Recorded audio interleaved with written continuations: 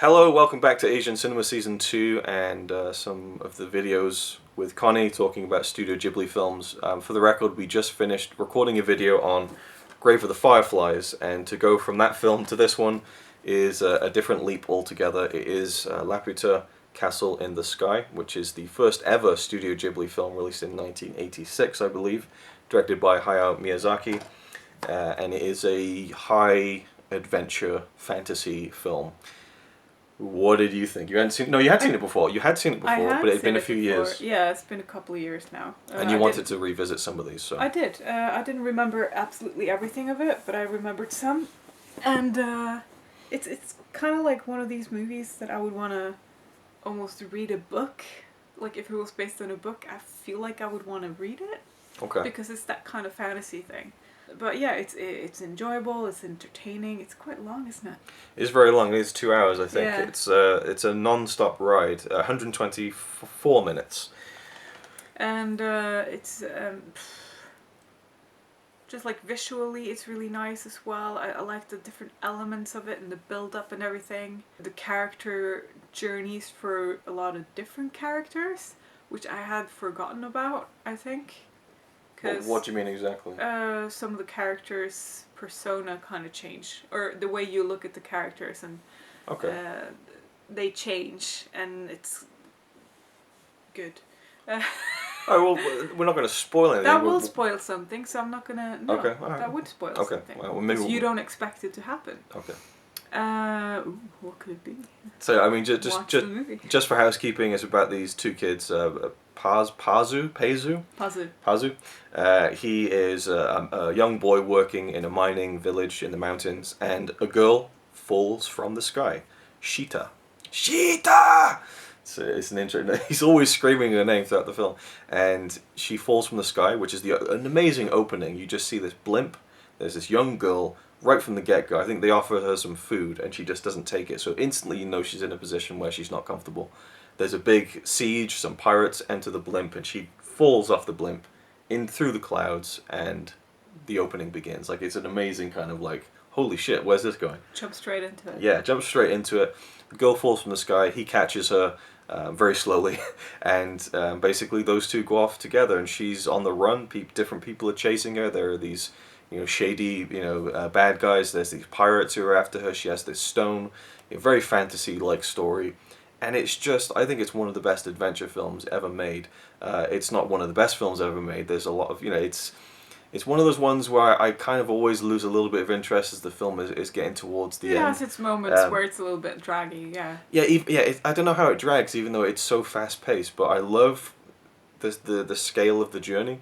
Like, from where they go, like the chase on the train tracks, down into the caves, meeting that guy and seeing all of the stuff under there. Then they go to another place, there's a castle and a rescue, and then they go up into the sky with the pirates, and then they get to the castle in the sky location itself, and then there's different layers to that. Like, it's such a visually exciting film, and I just love all the different elements of the adventure that they go on, so I think that the journey is just so cool. But I love the pirate characters as well. There's some humor in the film. The villain is a little bit stock. He's just kind of the bad guy wants to do this and that.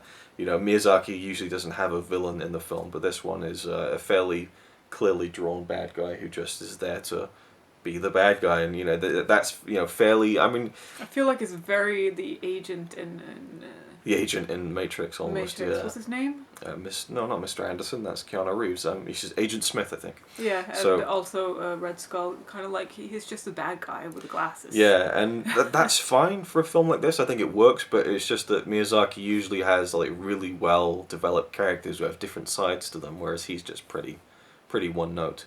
I love the music. Yeah, but you learn why he's the way he is. Yeah, you do. So then you kind of like, all right, so that's why he's so determined. Yeah. Whereas all of the other characters have their growth. But I think when you find out why he's so determined, it's still very much just I want to rule the world and destroy everything, and it's just the plan isn't really sound, I don't think. But that's fine. I'm not really critiquing that. I'm just saying that it's like that in a lot of movies. It is. That's what I'm saying. A lot of movies out there. Yeah, that's just the way it is. That's what I'm saying. I'm just saying for him, I almost expect more because most of his villains, when he has them, have a lot more dimensions to them. But I really like the two main characters. I like their relationship. It's a sweet little I like how it doesn't veer into romance too much. You could imagine that may be happening later on in their lives, but they're probably 13, 14, so it's quite a pure friendship that develops between the two of them. Yeah, I like that. Yeah, Like how it looks like they're actually good friends and they have been for years, and there's not like a romantic. and they're both orphans, so they obviously gravitate towards each other, but they're thrown into this adventure, so they kind of they're naturally drawn together through that. I like how the pirates at first just seem like the typical bad guys, and what? That's a spoiler I didn't want to say. What? Because it's a shocker when it happens. When what happens? What you're about to say. What with the pirates? At first, yeah. I don't think it is a spoiler. I think it is a spoiler because... Alright, well, I haven't said anything about the pirates yet, but if you haven't seen the film, then go see it. It's a really fun, entertaining adventure film. Really, really enjoyable. Spoilers from here on out. So I like how the pirates seem like the one note, kind of just side villains almost.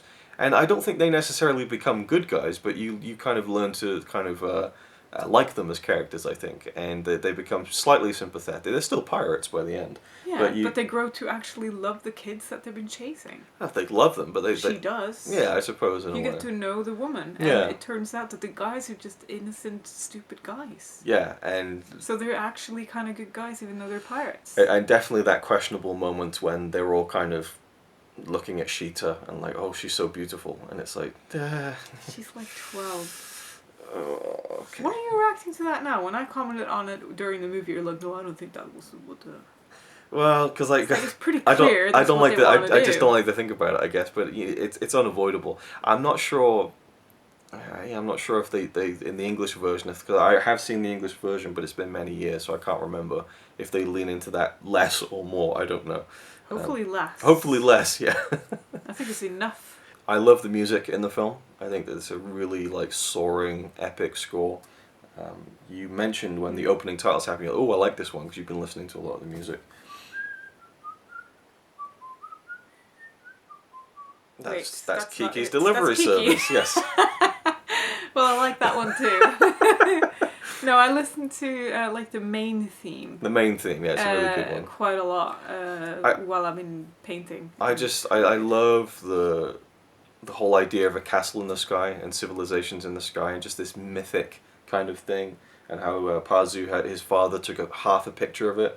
And there's this legend, and when they get there, and the whole sequence when they get to the castle in the sky is amazing. When they finally land, it's like all this stuff is happening, and they land, and then it's very quiet, and you just see like and then like the robot is such a great character, like the sound effects and the kind of slowness of it, and you're not sure if he's going to be good or bad. It's so beautiful there that you really want like a whole movie to take place there. I wish he made a movie showing what it was like there before it went down. But I just love seeing the glimpses of what it might have been like when you look underwater and you see like there's a whole other section. It's so pretty. Yeah, I really pretty stuff. I would like to see a movie of that. And we got like a cameo from the squirrel fox creature from Nausicaa, which was really cool. Anyway, so I like all the little details. I love the scene when they find the robot who's kind of just stood by the tree, and he's kind of like the nature is overtaking it and stuff, and all of them are lying in it. Just really great moments. Miyazaki's a great storyteller. Great adventure film. Drags a little bit somehow, even though it is really non-stop for the most part, but I love the characters, and I think it's a really great story. Anything else you'd like to add, really? It's just a great movie. It's just a great movie. So I'm glad you enjoyed it, yeah. And we'll leave it there because my mum was walking through the door. Okay, bye. The perks of going back to live with your parents. So thank you for watching, and we'll see you in the next one. Ta-ta. And farewell. It's alright by me. Apart from the fact he throws cans of Carlin into a tree. Yeah, he's really cool. Yeah, he's really cool. But he's not quite as cool as you.